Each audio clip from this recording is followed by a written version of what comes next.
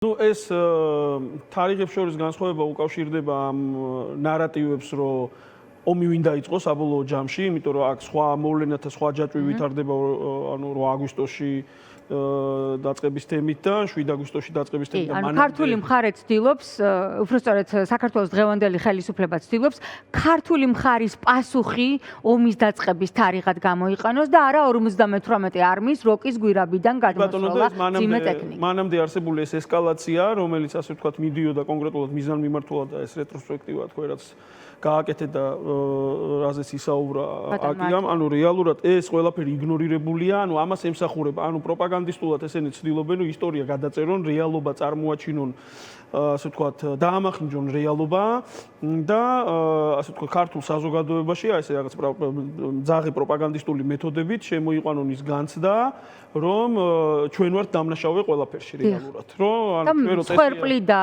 თავდამსხმელი გააიგივონ და მსხვერპლი დამნაშავედ გამოიყენონ. კლასიკური მეთოდია, კლასიკური, მაგრამ აქ სავალალო და მნიშვნელოვანი არის ის, რომ სწორედ ქართული მხარე ცდილობს დღევანდელი ხელისუფლება. ნუ ეს ჩვენი პარადოქსი არის. ამ პარადოქსში ვცხოვრობთ ჩვენ. აგერ ვიყავით ხა შინდისის გმირების მემორიალთან, იქ ომის მუზეუმიც აქვს მოწყობილი, იქაო ადგილობრივ მოქალაქეებს, რომელშიც სხვათა შორის არც ერთი ხელისუფლების წარმომადგენელი არ მისულა და არც დახმარებია და არც არაფერი. ამ ომის მუზეუმზეც მოგვიყევით რა, იმიტომ რომ მე დღეს ვნახე ეს კომენტარი. ყემალის კი 1000 გრადუს სიმხურვალეში არის ისე გამოდნობილი, რომ მსგავსი რამის გაკეთება არავის არ შეძლო. ეს მეტყველებს 6 აგვისტომდე როგორ იბომბებოდა ქართული სოფელი. უამრავი ფაქტები არის მოტანილი, რომელიც ანუ მკაფიოდ იძლევა იმ ანუ ფაქტობრივ მოცემულობას დაინახავს იქ ადამიანი, როგორ რა ხდებოდა და საიდან იწყებოდა და როგორ მიმდინარეობდა ეს პროცესი და ადამიანი ვინც დაინტერესდება, ნებისმიერ ჩვენი მოქალაქე, რომელიც დაინტერესდება რეალურად იმით თუ რა მოხდა, აღმოაჩენს, რომ ვინ დაიწყო ომი, რატო დაიწყო და რა მიზნით და ასე შემდეგ და რა ამ ქალბატონს ამ ომის მუზეუმის არსებობის შესაძლებლობა რომ აქვს ჯერ ქართული ხელისუფლების პირობებში. ხო, ნუ კი, ნამდვილად გამბედაობა ჭირდება მაგას, მაგრამ ის ტრაგედია და ის ასე ვთქვათ სირთულე ცხოვრებისეული რაც მან გამოიარა იმ პერიოდში და იმის მერე, მას აძლევს ამ სიძლიერეს, რომ ეს გააკეთოს იმამაცეს და ძალიან დასაფასებელია ეს ამბავი. საერთოდ ჩვენ ვართ გმირების ქვეყანა და ეს გმირობა სხვადასხვა ფორმით ვლინდება და ჩვენ ხედავთ, რომ ახლა რაც არ უნდა რეპრესიული გარემო დამკვიდრდეს ქვეყანაში, არიან ადამიანები, რომლებიც ასე ვთქვათ ძალიან ღია და ასე ვთქვათ უკომპრომისოდ აფიქსირებენ თავიანთ წინააღმდეგობას და მიუღებლობას ამ ყველაფერსთან მიმართებაში, მიუხედავად იმ შიშის დამკვიდრების ცდილობისა, რასაც რეჟიმი ახორციელებს. მოკლედ, თემა აქ არის მდგომარეობს იმაში, რომ ანუ ეს რეჟიმი არის რაღაც რუსოფილი რეჟიმი, ესენი ცდილობენ აი ამ თავიანთი ავტორიტარული მმართველობის დამკვიდრების მცდელობა გაამყარონ რუსეთთან სიახლოვით, რუსეთის ორბიტაზე ტრიალით. აქედან გამომდინარე ფაქტიურად იმყოფებიან და ჩაგვითრიეს ჩვენ დასავლეთთან ომში და მთელი ეს პროპაგანდისტული ნარატივები ხა რასაც ესენი თხზავენ და ამისთვის იყენებენ FSB-ს მიერ შემუშავებულ ალგორითმებს. ეს ყველაფერი ემსახურება იმას, რომ როგორმე ქართველი ხალხი შეიყვანონ შეცდომაში და აი ამ გაურკვევლობაში ამყოფონ და რომ ქართულ ხალხს არ კონდეს არანაირი განცდა, ისეთი განცდა, რომელიც ასე ვთქვათ რაღაცა წინააღმდეგობაში მოიყვანს რუსეთის იმპერიალისტურ განზრახვებთან, რომელიც ახლა რეალურად არის სერიოზული ვარდნის, თავისუფალი ვარდნის პირობებში უკრაინასთან ომის შედეგებიდან გამომდინარე.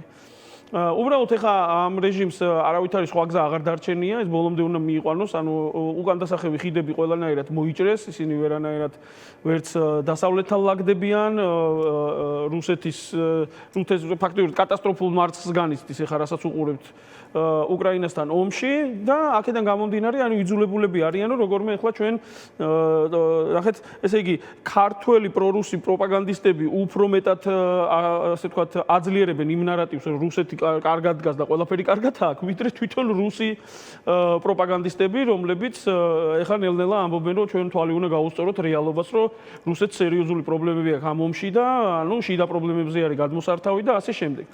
ამიტომ მე ვფიქრობ, რომ ეს პროპაგანდისტული მცდელობები ამას დიდი ხანი არ უწერია, საბოლოო ჯამში ჩვენ რეალობას დავინახავთ და ქართველი ხალხი დაინახავს რეალობას და საბოლოო ჯამში ჩვენ ყველამ ვინც აქეთ მხარეს ვარ და ცოტა ეს მაღალ ცნობიერებაში ვართ ამ ყველაფერს ხელი უნდა შევუწყოთ. საქართველოსთვის, ხო? ერთი ხალხი, ერთი საქართველო. რატომ არ არის, თქვათ, ეს საზოგადოება თავისუფალი, არაჩვეულებრივი წევრებისგან შემდგარი ადამიანები, რომელთაც ვეთანხმებით თითქმის ყველაფერში, რაც თქვა ბატონ მაკიამ, ახლა მოდით გავაგრძელოთ ეს აზრი ბატონ დავით. ეხლა საზოგადოება, ყველა საზოგადოებას დაგვასწავლა ომის 18 წლიანმა ეპოპეამ, ცხელი ომიდან ჰიბრიდული ომის განგრძობით პერიოდსაც გულისხმობთ. კი ბატონო, საზოგადოება შედგება გარკვეული სეგმენტებისგან და ამ სეგმენტებს აქვს თავიანთი მახასიათებლები. პოსტსაბჭოთა საზოგადოება ძალიან მნიშვნელოვნად მოიცავს თავის თავში აი ამ შუალედურ რაღაცა ნეიტრალურ ნაწილს, კონფორმისტულ ნაწილს, რომელიც აი ეს პოსტსაბჭოთა მენტალიტეტის გამოვლინება არის, იმიტომ რომ საბჭოთა კავშირში ზოგადად ადამიანები არ იზრდებოდნენ იმ გაგებით და იმ აღქმით, თუ არ ჩავთვლით რაღაცა ზედაპირულ სადღეგრძელოების დონეს, რომ ეს არის მათი ქვეყანა, რომ ეს არის მათი ქალაქი, მათი კორპუსი, მათი ბინაც კი არ იყო მათი ფაქტიურად ეგრე გამოდიოდა. ყველას ნიშნავს არავის. ხო, ანუ რაღაცა კოლექტივიზმი და ასე შემდეგ. სახელმწიფოს აქვს უთრება იყო ყველას მინა. ხო, და შესაბამისად არ აინტერესებდათ და მათ აინტერესებდათ მხოლოდ საკუთარი უსაფრთხოება, გადარჩენა, კარგად კეთილდღეობა, საკუთარი პირადი კეთილდღეობა, ასე ვთქვათ. და ეს საკუთარი პირადი კეთილდღეობა არის ისეთი რამე, ამაზე რო ხარ ფოკუსირებული, შენ რეალურად ცდილობ, რომ უსაფრთხოდ იყო და უსაფრთხოდ ხარ თუ ძალასთან, ვისაც ძალა აქვს, იმასთან ხარ დალაგებული. მაგალითად, პოლიციელთან ხარ დალაგებული, ქურდთან ხარ დალაგებული, ჩინოვნიკთან ხარ დალაგებული. ისე ურთიერთობ ამათთან, რომ ეს შენთვის საფრთხეს არ წარმოადგენენ.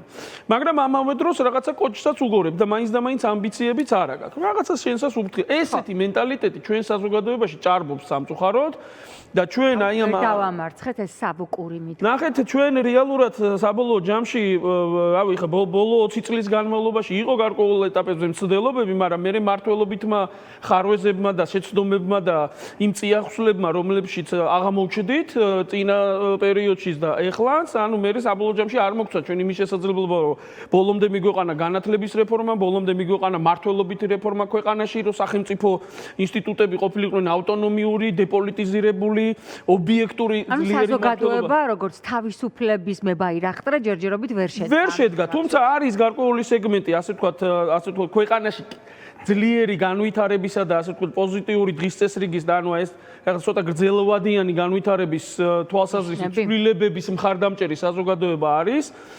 ესეთი საზოგადოების ამას აი დღევანდელი დრაკონული კანონები, როცა ცდილობენ მაგალითად დამნაშავედ გამოცხადებული ადამიანის პირადი ქონებაც კი სახელმწიფოს ჩამორთმევის შესაძლებლობით დაიტვირთოს. ხო, ანუ არის ქვეყანაში რაღაც სეგმენტი, რომელსაც ვერანაირი დრაკონული კანონები, ვერანაირი გარემოებები ვერ შეაჩერებს. ეგეთი საბჭოთა კავშირის დროსაც იყო.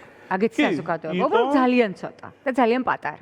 კი ბატონო, იმიტომ რომ ეხლა დისიდენტების ორი მომენტი მოდი შემოვიტანოთ ამ შემთხვევაში. სასმელი სიტყვა ბატონ დავით თქვენ და დავასრულოთ ეთერი. ხო, მე ვფიქრობ, რომ ჩვენ გავაგრძელებთ წინსვლას, ჩვენ გავაგრძელებთ ამ რეჟიმთან გამკლავებას რეალურად, ეს მისწრაფებები ეხლა რაც არის, ეს თავის რესურსს ამოწურავს, ქართულ ხალხს აქვს პოტენციალი რეალურად, რომ ეს ქვეყანა დააბრუნოს განვითარების გზაზე. ამაში კატალიზატორის როლს ითამაშებს საზოგადოების ის სეგმენტი, რომელიც არის შეუგუებელი ამ ავტორიტარული მმართველობის მიმართ.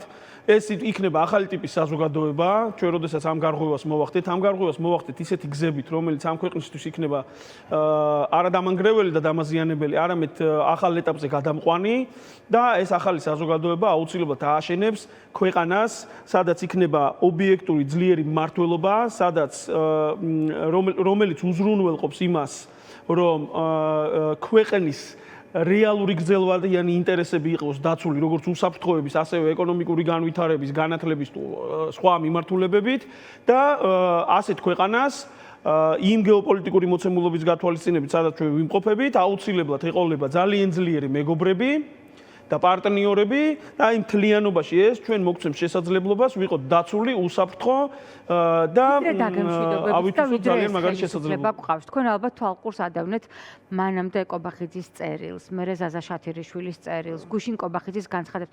რუსოფობია უნდათ რომ გახადონ დასჯადი ამ ქვეყანაში და შეიძლება ჩვენ ეს кейსები, ეს მაგალითები მალე ვიხილოთ, როცა პროკურატურაში აღიძრება საქმე კონკრეტული ადამიანების მიმართ, რატომ არ გვეყვარს რუსები.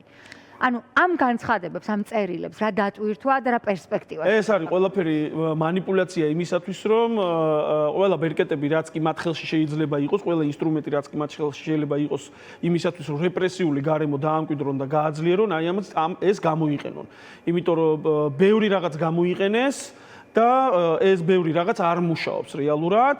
საბოლოო ჯამში ეს ასე ვთქვათ დღის წესრიგი რითიც ისინი მოქმედან ტყუილზე დაფუძნებული დღის წესრიგი ანუ რო გადაფხიკავ ცოტა გადაფხიკავ ადამიანს რო დაელაპარაკები და ცოტათი რო გადაუფხიკავ ამ ამბავს ის ხედავს სიმართლეს რომ ეს არის ფუტლი არის ამის შიგნით ლოგიკა არ არის არაფერი არ არის აი რეგიონებში რო გახვიდეთ და ადამიანებს დაელაპარაკოთ საერთოდ არ არიან ოპოზიციურად განწყობილი ის ადამიანები ნეიტრალური ადამიანები არიან თავის ამბავში არის რა ვიცი თავის ცხოვრებით არიან დაკავებული ძალიან არ მოწონთ რაც ხდება, იმიტომ რომ კარგად არ ცხოვრობენ და როდესაც ელაპარაკები კითხვებს რო დაუსვევ, არაფერში დარწმუნება მათ არ ჭირდებათ, კითხვებს რო დაუსვავ, ისინი ხვდებიან რომ მათ არ აქვთ პასუხები იმ საკითხებზე თუ რატო არიან ამ მდგომარეობაში. და ძალიან კარგად ხედავენ ვის აქვს ძალაუფლება და ვისი ბრალია ეს ყველაფერი.